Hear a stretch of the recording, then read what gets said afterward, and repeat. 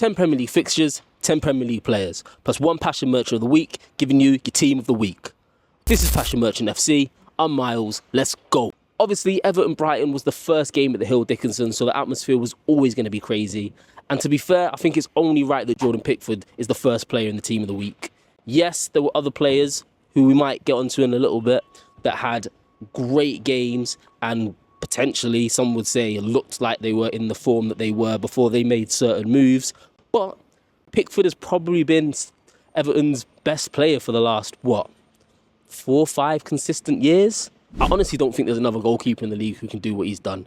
Season in, season out, he's always there, always performing, never letting the team down. Without Jordan Pickford, they probably would have been playing championship football a couple of years ago. Whether it be the penalty save from Welbeck or that fantastic save that kept it 0-0 earlier on, Jordan Pickford is consistently doing the job for Everton. He might not always get his flowers, and he might not be the most fashionable goalkeeper in the game, but there's a reason he's England's number one, and he's the number one Team of the Week. Right, so player number 2, obviously formation-wise, because the Team of the Week needs to make sense. We're playing a 3-4-1-2 or 3-4-3. I don't know, we'll work it out further on in the video, but player number 2 has got to be Jurien Timber. 2 goals and an assist from right back isn't something you see very often.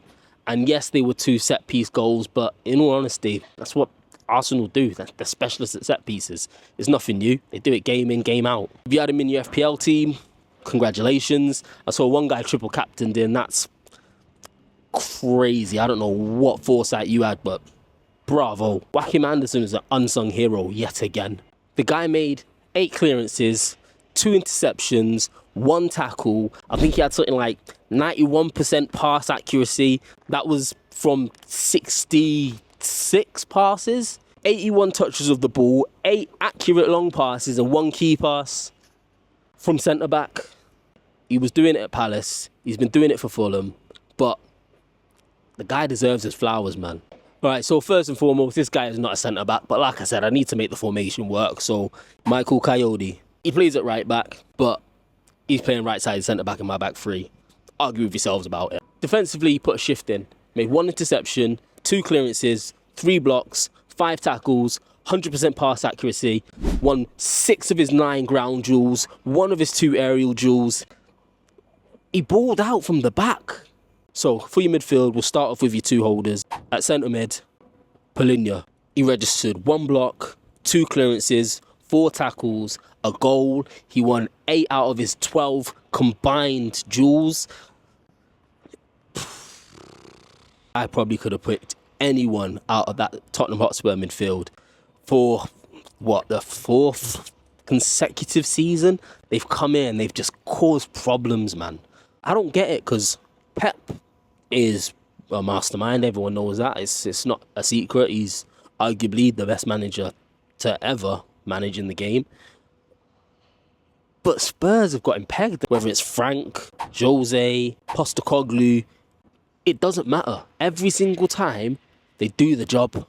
Any one of that midfield 3 could have made it into the team. Shout out Pape Sarr, because he was like this close to making it into the team. This close, but Polinia, man. Josh Cullen, I think he brought his newborn out on the pitch. Beautiful to see. I had a son last week, so, congratulations me.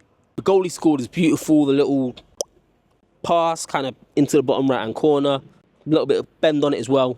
Beautiful. The assist, the vision to see Anthony making that run. Straight over the top. Lovely.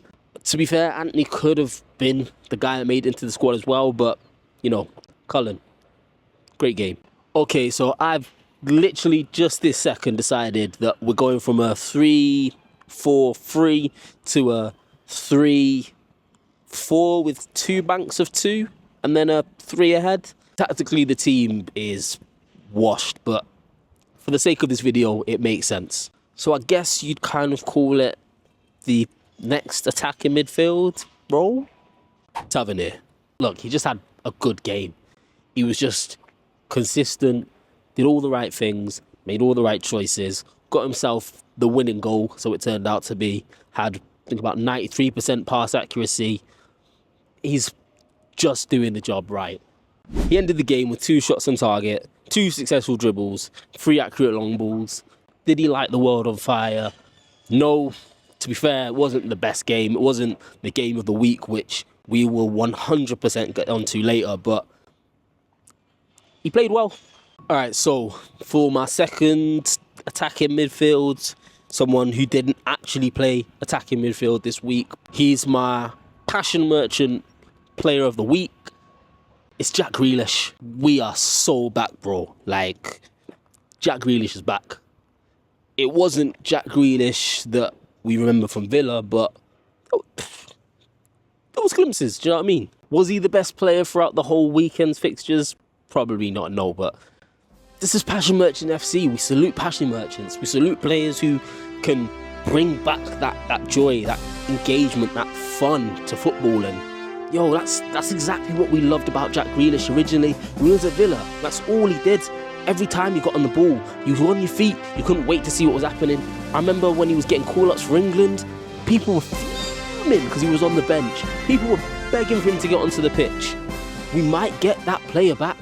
I can't wait to see what happens for the rest of the season, because if he can continue to find the form of which he showed on the weekend, we're back, baby. It's Melissa. The big El Grassico. It's a bit disappointing, to be honest. I wish this fixture had come, a couple months down the line. Probably would have been a lot more feisty. But 1-1, probably what was deserved. I do think Palace probably went into it with a bit more to prove, a bit more between their teeth. I mean, look at the way that Newcastle were against Liverpool. I kind of thought that was what Palace would bring to the table, but, different team, different players. So, one player from every game. Ismail Assar, for me, probably the best player by that much. Yeah, you're in. Chelsea's João Pedro was exceptional. He puts a shift in everywhere. Defensively, attacking, he was winning headers. I'm surprised. I didn't realise the guy was 6 foot. I thought in my head he was like 5'8". But yeah, he was winning the ball in the box, getting his head on him, scoring goals and assisting. He's really versatile. I really like him. Can play pretty much anywhere along that front line. Can drop in false 9 or just behind the number 9. He offered you everything. Last player, you might think I've lost my head because he played 8 minutes of football, but what a game.